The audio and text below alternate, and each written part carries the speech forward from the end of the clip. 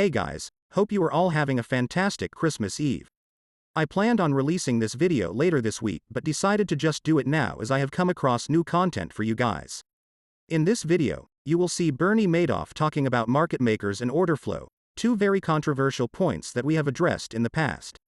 What's most interesting is that, of all the crimes this sad excuse of a human being committed, the insidious practices of market making were not among the ones that brought him down. It's so uniquely disturbing how comfortable these psychopaths are when indulging on how they use the various insidious systems to manipulate markets and steal. Before I show you guys the video, a quick shout out to everyone watching. Hope you guys have an amazing Christmas tomorrow. Good vibes and love to each and every single one of you degens. If you fellas want an even better experience here than YouTube, check out my Discord, link in the pinned comment. We got everything from day trading alerts to full educational content and free finance books for you to download, all at your disposal with just the tap of the link. With that said, here's the video. Would basically list all of the dealers like myself that were willing to make a market in that security and the prices that we were willing to trade the security as. Nobody really wants to do retail business any longer because nobody wants to do business for 5 cents a share when it used to be 75 cents a share. And Wall Street, so just so you understand the scope of it, is one of the few industries where the cost of doing business for the consumer has gone down dramatically from a commission standpoint. Yet the expenses of doing business from the industry's perspective has dramatically increased. And the cost of regulation has dramatically increased. Now, no one's going to run a benefit for Wall Street. So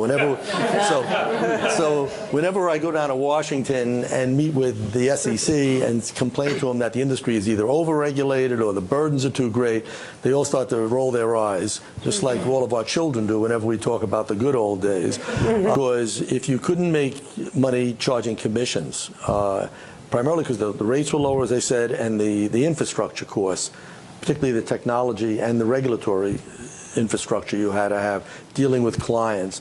Everyone said, listen, I might as well risk my own capital and trade. So if you looked at the earnings reports of the firms like Goldman Sachs or almost everybody today, any of the big and large investment banks, the great majority of their income comes from risk taking. In other words, proprietary trading, putting the firm's own capital, providing liquidity to institutions or to individual investors, primarily institutions. That's where the money is made. And is this something like when you're doing all this trading for other people, is that something that is, I've just never fully understood. Is that a completely separate operation? Is there information going back between people who are doing the trades and the ones who are taking the bets? Or well, yeah. There are so-called Chinese walls that are required to be established at every brokerage firm, so that there are what they call information barriers. Is a better term that most people would understand, to sort of wall off a brokerage firm from taking advantage of information that he has as to what clients are basically going to trade or not going to trade. So there are separate divisions within the firms, and it is very carefully enforced and surveilled, so that there are these various. Doesn't mean there are not abuses for sure, but by and large, in today's regulatory environment, it's virtually impossible to violate rules when this is something that the public really doesn't understand. Well, just describe what the heck you do. Okay, so the way I view market making is, let's say you're Joe Retail and you want to buy 100 shares of Citibank or something. So you give your order to your broker, and then your broker can either send that order to the New York Stock Exchange, at which point you trade against somebody sells those shares to you, or they can send it to another destination that will sell the shares, because the broker isn't the one selling the shares. For you to buy the 100 shares, somebody actually has to take the other side and to sell those 100 shares. So we're a destination that brokerage firms route their order flow to, and then we satisfy the execution side of their customer order. And as a result, we're constantly being put into a portfolio of positions, long some stocks, short other stocks, as a result of the customer order flow. And so you have to manage that risk and work your way out of it. And that's sort of how I see the business of market making.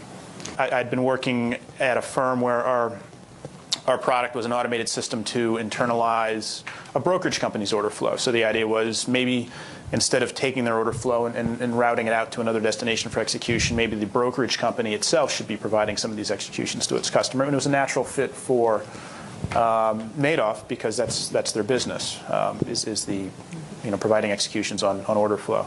Let me try and explain to you how orders are handled. New York Stock Exchange stocks trade everywhere.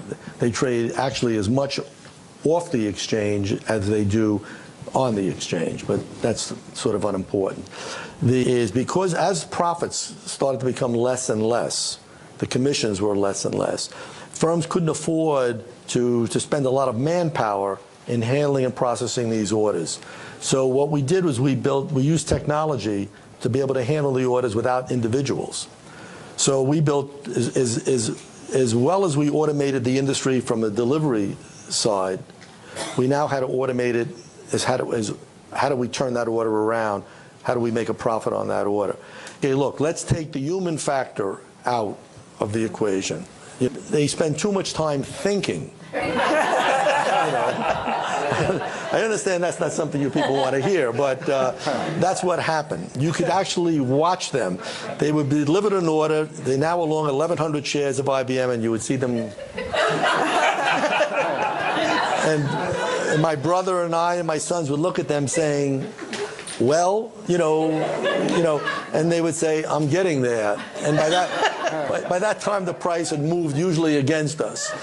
So we determined that the best thing for us to do was basically to take the human being out of the equation. Now, that had two advantages in our industry.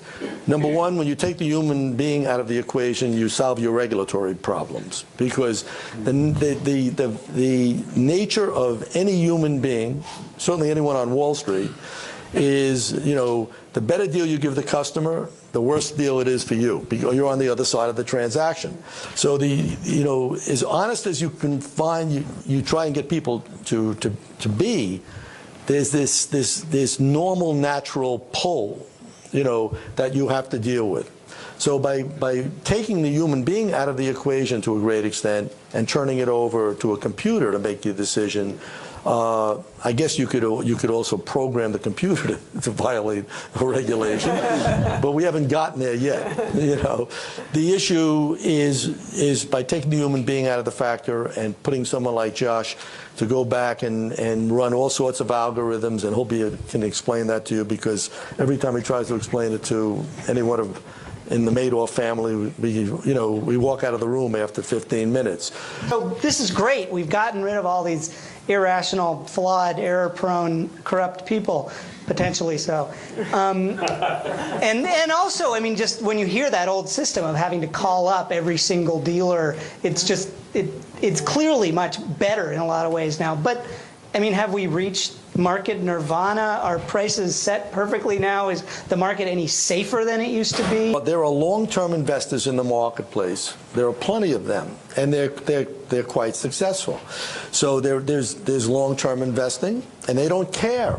They don't care about a lot of this data, getting it instantly, because quite frankly, yes, the value of a company stock changes instantly, based upon anything that happens. It could be currency news, it could be world economies, that are changing. All of that impacts the stock price. Now, does it really matter? Which is what I guess Bob is saying, and other people have always asked, does it really make a difference whether if you like, Intel? Does it matter whether you pay 46 or whether you pay 47 even? If the company is going to develop, if it's going to be worthwhile, it's not going to matter whether you pay it. And we used to argue with regulators about this all the time, where the industry was held to everybody being within one penny of each other on an execution.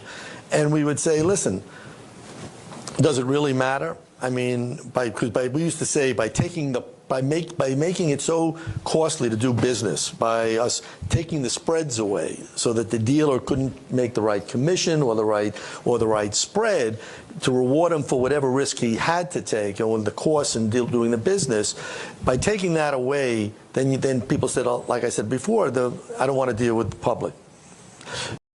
And there you have it, fellas, another one of these financial terrorists in full confidence pretty much disclosing the whole game away. Let me know if you guys would like me to post the entire interview. It's honestly pretty interesting, so if you guys ask for it, I'll be more than happy to post the entire thing here on the channel. With that said, I want to thank members of the channel. If you guys want to support me, consider joining and becoming a member or a Patreon. But more importantly, come join the Discord, link for you in the pinned comment. Hope to see you guys on the next one. Happy holidays, Merry Christmas to you all, and to the moon.